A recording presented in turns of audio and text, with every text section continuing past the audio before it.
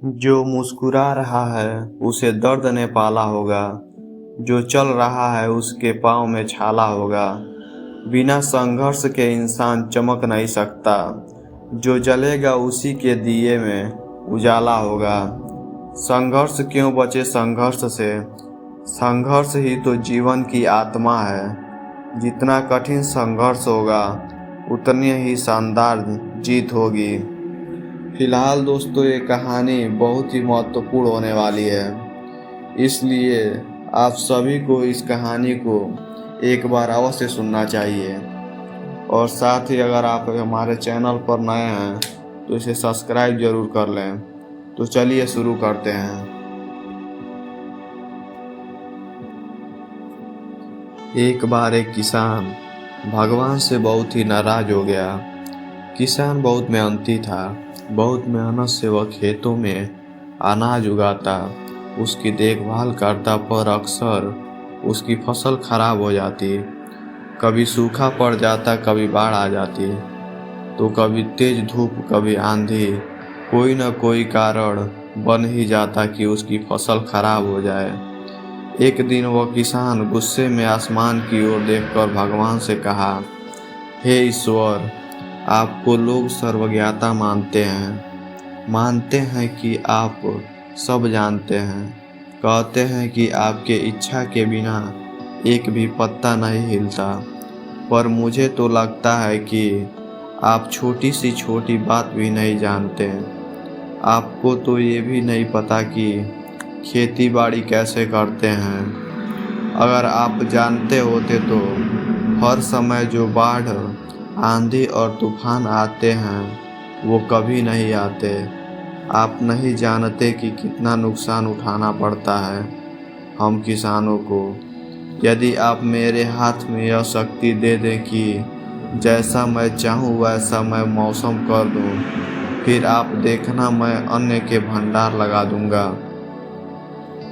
भगवान इस किसान के तीखी वाक्य सुनकर मुस्कुरा रहे थे और वह किसान के सामने प्रकट होकर बोले, मैं आज से तुम्हें यह शक्ति देता हूँ कि तुम अपनी खेतों पर तुम्हारी जैसी इच्छा हो तुम वैसा मौसम कर दोगे।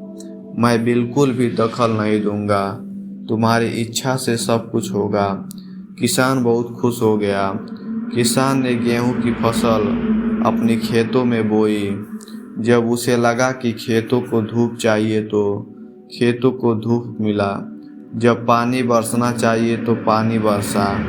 आंधी, तूफान, बाढ़ कुछ भी उसके अपने खेतों पर आने नहीं दिया। किसान के खेत में इस वर्ष ऐसी फसल हुई जैसी कभी नहीं हुई थी। हरी भरी लहलहाती फसल। मन ही मन वह बहुत खुश हो गया और सोचने लगा, अब सबूत के साथ दिखाऊंगा भगवान को कि इसे कहते हैं शक्ति का सही उपयोग। मेरी सफलता देखकर उन्हें अपने नियम जरूर बदलने पड़ेंगे।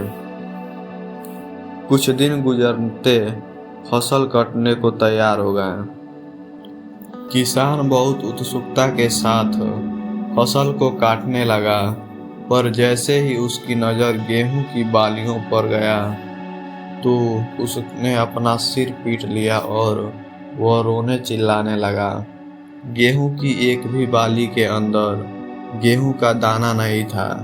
सारी बालियां अंदर से खाली थीं। किसान बहुत दुखी हो गया।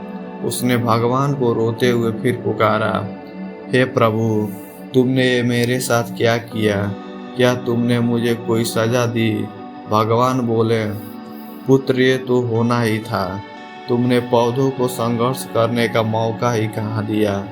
ना तो तुमने उन्हें आंधियों से जूझने दिया, ना तेज बारिशों से सहने दिया और ना ही धूप में तपने दिया।